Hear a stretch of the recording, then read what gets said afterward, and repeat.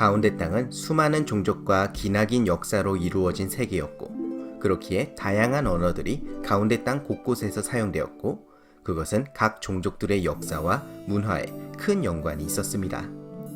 톨킨은 언어학자였던 만큼 가운데 땅의 언어에 큰 심혈을 기울였는데요.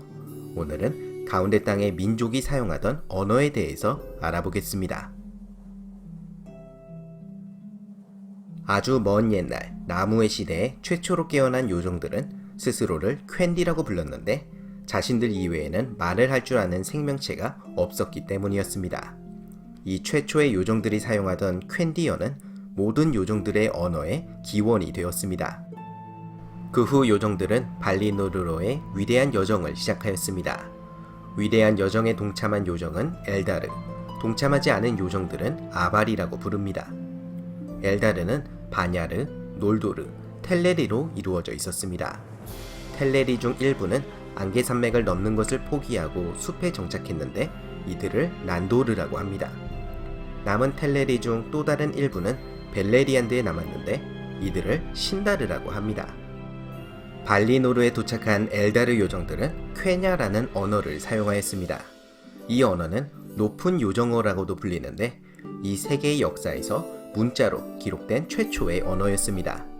쾌냐는 놀도르 요정 루밀이 고안한 사라티를 바탕으로 페아노르가 만든 탱과르라는 문자 체계를 사용하였습니다.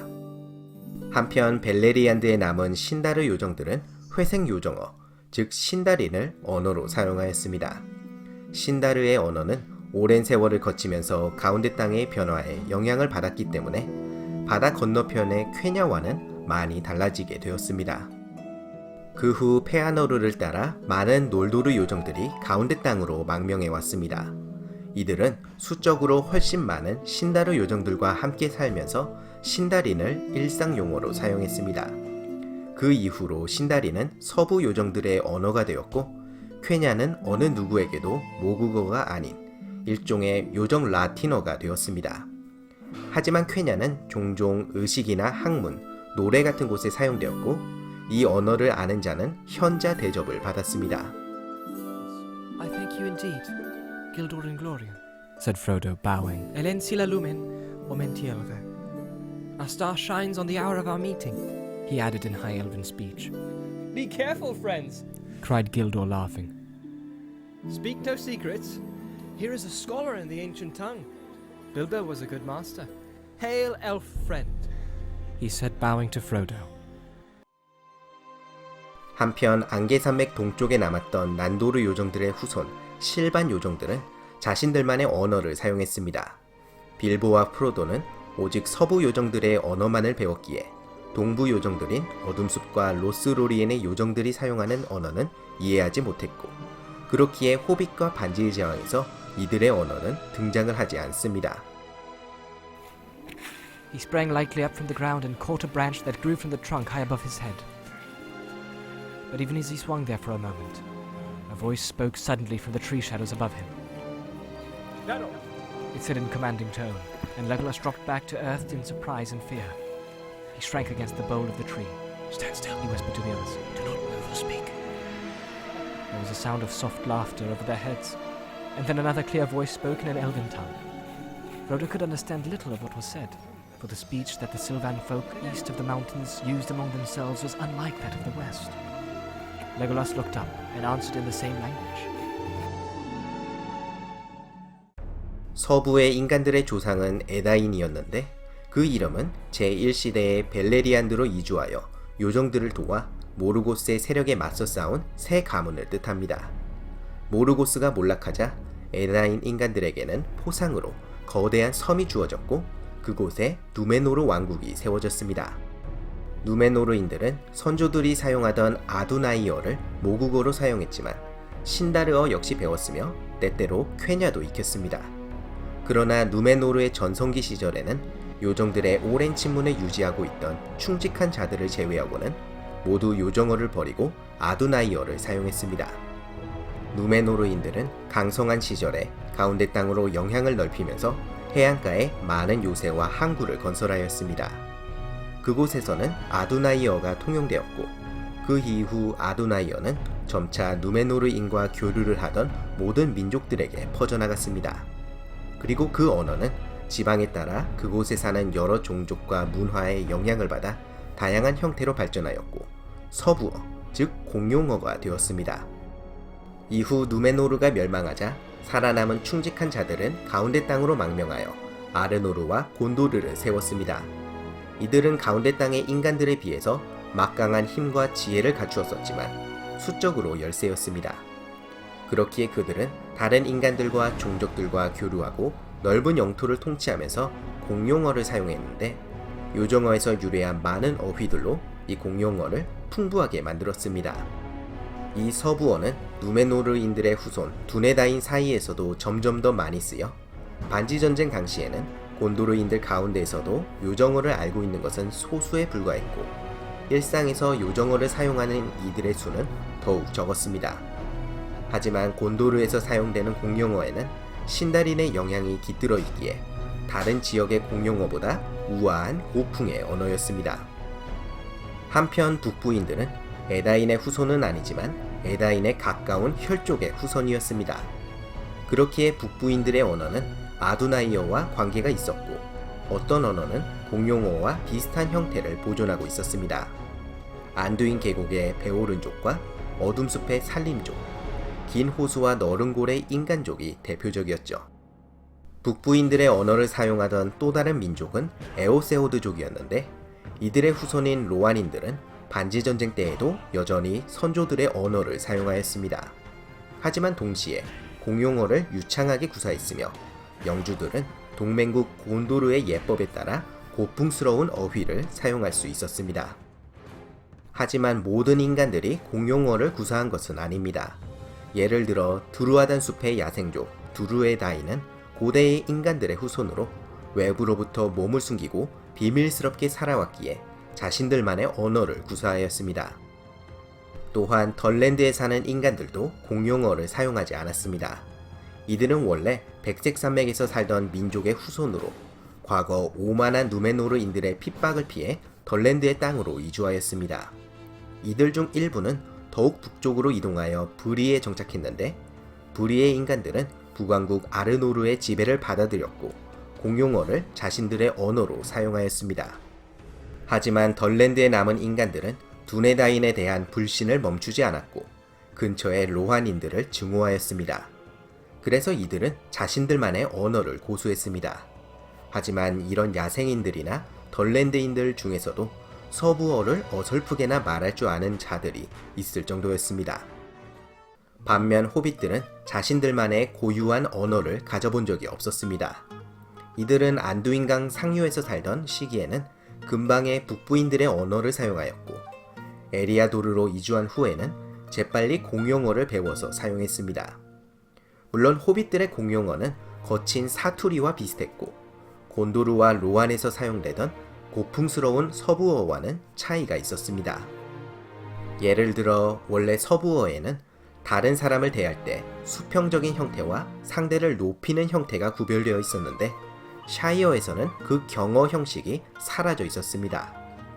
그래서 피피는 데네소르를 대할 때 마치 친구를 대하듯 했고 데네소르는 이것을 재미있게 여겼지만 다른 신하들은 깜짝 놀랐습니다.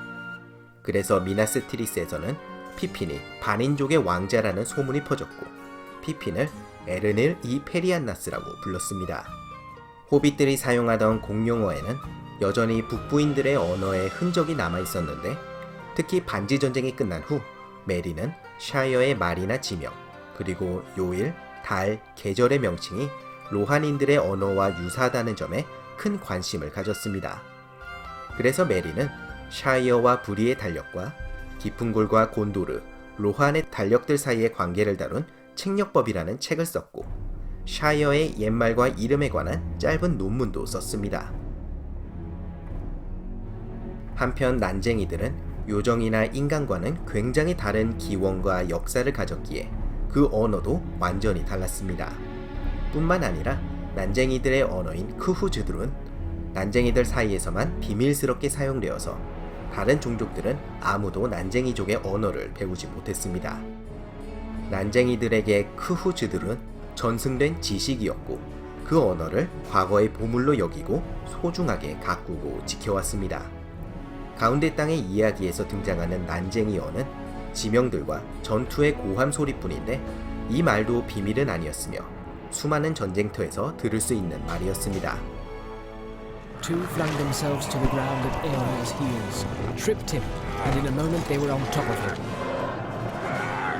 But a small dark figure that none had observed sprang out of the shadows and gave a hoarse shout.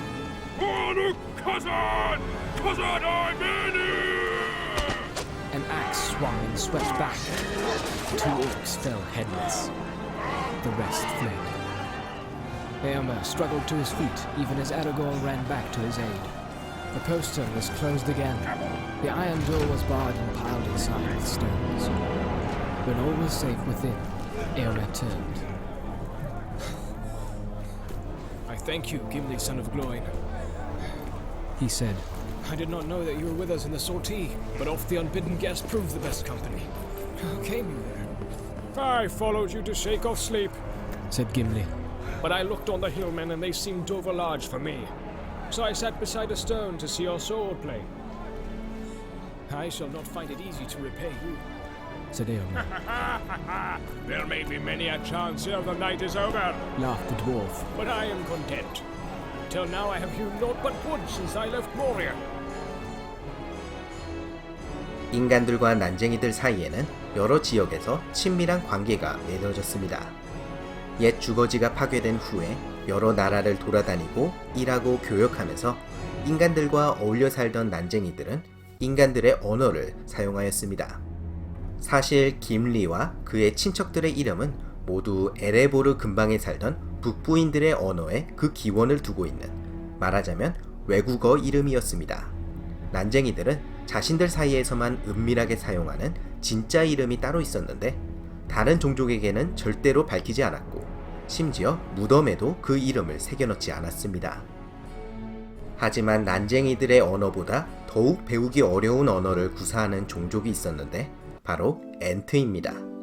엔트의 언어는 가운데 땅의 그 어떤 언어들과도 전혀 달랐습니다. 느리고 울림이 있으며 한 덩어리로 뭉치고 반복적이며 호흡이 길었습니다. 또한 미세한 차이를 지니는 다양한 모음과 독특한 음조 그리고 멜로디로 구성이 되어 있었습니다.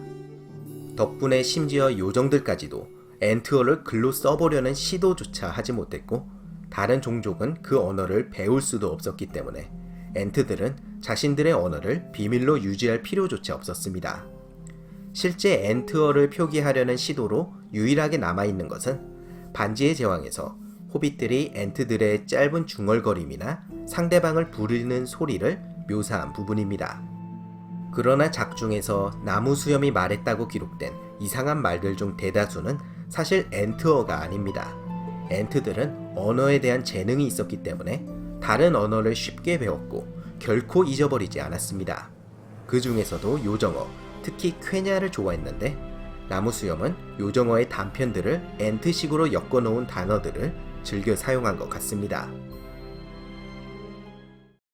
마지막으로 오크들의 언어에 대해서 알아보겠습니다. 오크들에게는 원래 독자적인 언어가 없었으며 다른 종족의 언어를 자기들 좋을 대로 변형시켜 사용했습니다. 특히 저주의 말과 욕설, 야만적인 용어를 만들어내는데 탁월했습니다. 오크들은 다른 종족들뿐만 아니라 자신들의 종족에 대해서도 증오심을 가졌습니다. 그래서 그들은 자기들끼리 여러 무리를 만들어 살았는데 그만큼이나 다양한 언어가 발전되었습니다.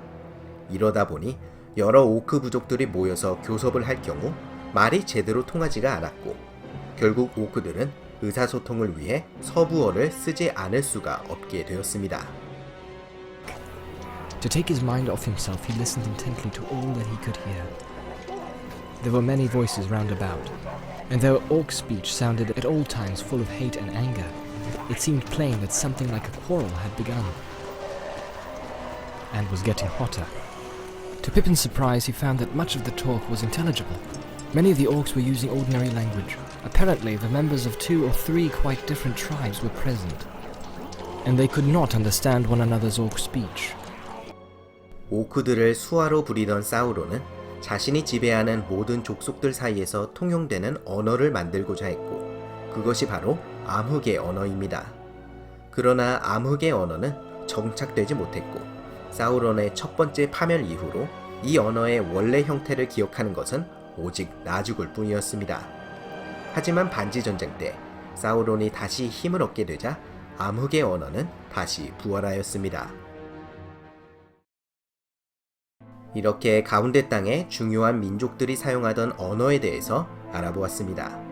민족의 언어는 곧 민족의 역사와 깊은 관련이 있고 가운데 땅의 언어는 그 점을 잘 반영하였고 덕분에 이 가상의 세계가 지닌 현실감이 더욱 깊어진 것 같습니다.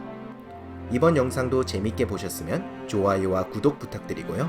다음 반지의 제왕 이야기로 찾아오도록 하겠습니다. 감사합니다.